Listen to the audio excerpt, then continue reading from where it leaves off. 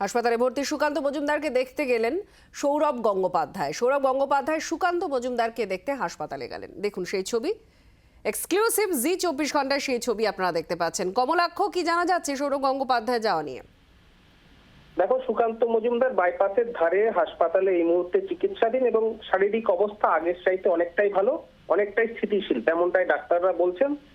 তাকে গতকাল সন্ধ্যেতেই কিন্তু নিউরো ইনটেনসিভ কেয়ার ইউনিট থেকে জেনারেল কেবিনে শিফট করানো হয়েছে এবং দিনভর আজকে বিভিন্ন মানুষজন তার শুভানুধ্যায়ী এবং তার সঙ্গে সঙ্গে যে কেন্দ্রীয় টিম বিজেপির যারা এসেছিলেন তারাও আজকে সুকান্ত মজুমদারকে দেখতে গিয়েছিলেন। তারা বেরিয়েও জানিয়েছেন সুকান্ত মজুমদার আগের থেকে অনেক ভালো এবং তার শ্বাস প্রশ্বাস শ্বাস প্রক্রিয়া অনেকটাই স্বাভাবিক। তাকে হালকা খাবার দেওয়া হয়েছে, সমস্ত কিছুতেই রেসপন্স করছেন, সবার সঙ্গে কথাও বলেছেন। দিব্যি অনেক আগের চাইতে অনেকটাই বেটার।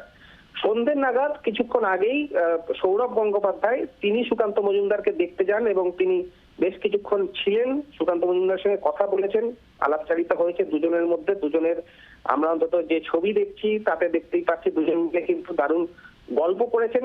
10 মিনিটের বেশি সময় সৌরভ গাঙ্গুলি একদম কেবিনের মধ্যে সুকান্ত মজুমদারের কাছে ছিলেন, দুজনে মিলে গল্প করেছেন, কথা হয়েছে এবং সৌরভ গাঙ্গুলি কিন্তু একান্তেই জানিয়েছেন যারা চিকিৎসকরা ছিলেন যে দ্রুত কতদিন লাগতে পারে সুস্থ হতে, সেই সংক্রান্ত চিকিৎসকদের সঙ্গে দু একটি কথা তার হয়েছে এবং তারপর শুভেচ্ছা জানিয়ে সৌরভ গঙ্গোপাধ্যায় তিনি বেরিয়ে যান এবং সুকান্ত মজুমদার তিনি কিন্তু এখনো পর্যন্ত আমাদের কাছে যা খবর তাকে আরো 1-2 দিন হাসপাতালে থাকতে হতে পারে। একেবারে সুস্থ করেই তাকে চিকিৎসকরা ছাড়বেন বলে জানা যাচ্ছে।